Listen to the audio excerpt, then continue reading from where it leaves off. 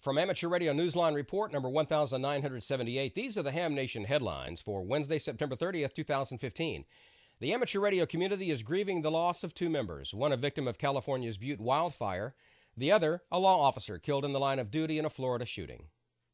They are Mark McLeod, KC6YCV of Mokelum Hill, California, and William Myers, KK4KF of Shalimar, Florida. McLeod was confirmed as being among the latest death toll in the wildfires that have been sweeping the West Coast state since September 9th. His body was found outside his house on September 16th, one of two fatalities in the Butte fire raging east of Sacramento. The retiree, who was disabled, could not be convinced to abandon his residence despite the risks. According to McLeod's profile on QRZ, he was an avid gardener who devoted the balance of his time to his HF antenna projects. The death of Myers, an Okaloosa County, Florida sheriff's deputy, came in the line of duty on Tuesday, September 22nd, while he was serving an injunction in a domestic violence case. Before he could serve, 33-year-old Joel Smith the document to protect Smith's partner and call for the removal of firearms. Smith fired a previously concealed weapon at him. Myers died of his injuries a short time later at the hospital following surgery. According to Myers' QSL.net profile, he was an Air Force retiree and the father of two sons, one of whom is also a ham. He was an enthusiastic QRP operator and a fan of kit-built radios, including some vintage Heath kits.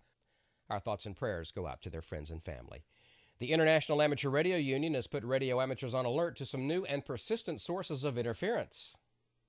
An increasing amount of Russian military traffic is turned up on 40 and 20 meters, according to the September newsletter from the IARU Region 1 monitoring system. Monitors in Europe reported strong daily interference and frequent splatter, in particular in Gorodej on 14.108 megahertz from a Russian over-the-horizon radar, and found the Russian Navy using FMCW frequently on 14.192 megahertz. Other monitors based in Germany reported Chinese over-the-horizon radars operating on other bands, including 75 meters. Region 1 monitors have also detected interference from Spanish fishing vessels on all bands and an interfering transmission from a beacon in Kazakhstan on 7027.5 kilohertz, sent as a continuous letter V. European-based monitors have also detected interference on 10 meters as transmissions between taxi dispatchers and drivers.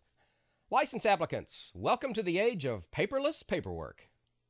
In keeping with its announcement earlier this year, the FCC has stopped printing and mailing license documents as part of its plan to economize and streamline, and that's made things busier than ever at the ARRL's VEC. VEC manager Maria Soma, AB1FM, says her offices are receiving 3 times the number of calls from amateurs who may be confused about the change or need additional information on how to get copies of their license. Soma has responded by creating a webpage called Obtain License Copy, which walks website visitors through the ways to receive an official document from the FCC. Amateurs wanting a license copy can call the FCC directly. The number is 877-480-3201. Select option 4 from the menu. And finally this week, just in case anyone thought that amateur radio was the ultimate boys club, think again.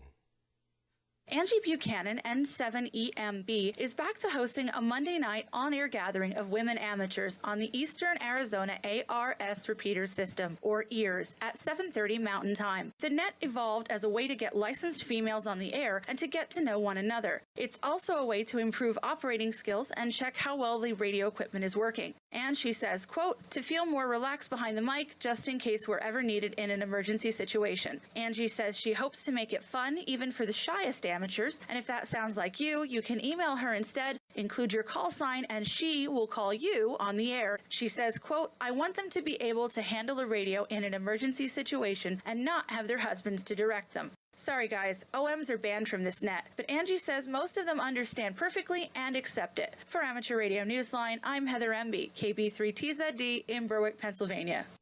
Angie's email address is emberfire@cox.net. It's nice to hear more stories involving YLs on the air.